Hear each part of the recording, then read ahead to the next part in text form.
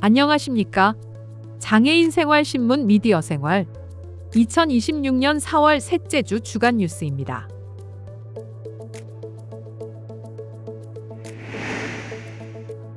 먼저 지역 민생경제 지원 소식입니다. 인천시가 고유가와 고환율 등 대외 경제 불안에 대응하기 위해 1,657억 원 규모의 인천형 민생지원 추가 경정 예산을 편성했습니다.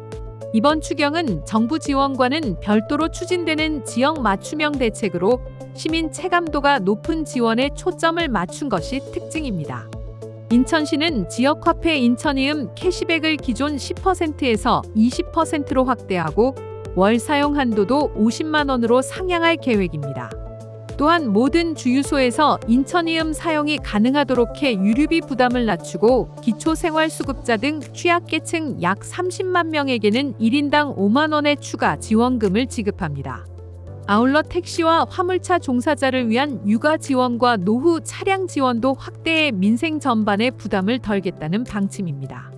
인천시는 재정 건전성을 기반으로 신속한 예산 집행을 통해 시민들이 체감할 수 있는 지원 효과를 높이겠다고 밝혔습니다. 이어서 장애인 가구의 경제 상황 관련 소식입니다. 고물가가 장기화되는 가운데 장애인 가구가 일반 가구보다 더 큰 경제적 부담을 겪고 있는 것으로 나타났습니다. 한국장애인개발원에 따르면 장애인 빈곤율은 35.7%로 전체 인구의 약 2.4배 수준입니다. 소득은 상대적으로 낮은 반면 식료품과 의료비 등 필수 지출 비중이 높아 물가 상승의 영향을 직접적으로 받는 구조입니다. 특히 장애로 인해 매월 평균 17만 원의 추가 비용이 발생해 체감 부담을 더욱 키우고 있습니다. 이처럼 저소득 고정지출 구조가 지속되면서 물가 상승기마다 생활의 어려움이 반복되고 있다는 분석입니다.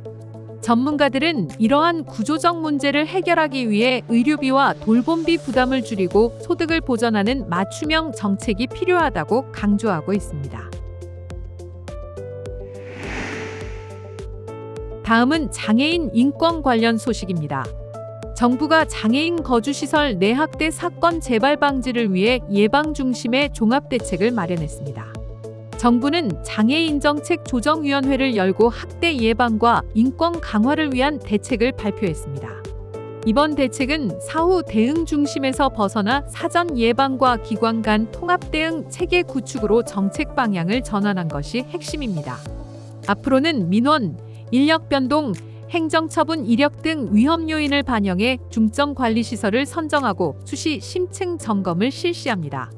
또한 지자체와 경찰, 권익 옹호기관이 참여하는 합동 점검을 정례화하고 피해 장애인 보호와 지원 체계도 함께 강화할 계획입니다. 정부는 이를 통해 현장에서 작동하는 실질적인 인권 보호 체계를 구축하겠다는 방침입니다. 마지막으로 복지 사각지대 해소 관련 소식입니다.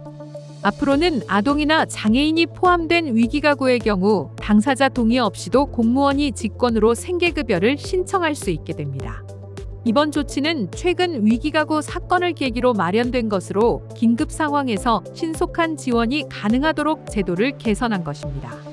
기존에는 본인 동의가 필수여서 지원이 지연되거나 아예 이루어지지 않는 사례가 발생해왔습니다. 앞으로는 간이 소득재산 조사를 통해 우선 지원을 실시하고 이후 금융정보 등을 보완 조사하는 방식으로 운영됩니다. 또한 적극 행정에 따른 공무원 부담을 줄이기 위해 면책 규정도 함께 마련됩니다. 정부는 이번 제도를 통해 복지 사각지대를 줄이고 위기가구를 보다 신속하게 보호할 수 있을 것으로 기대하고 있습니다.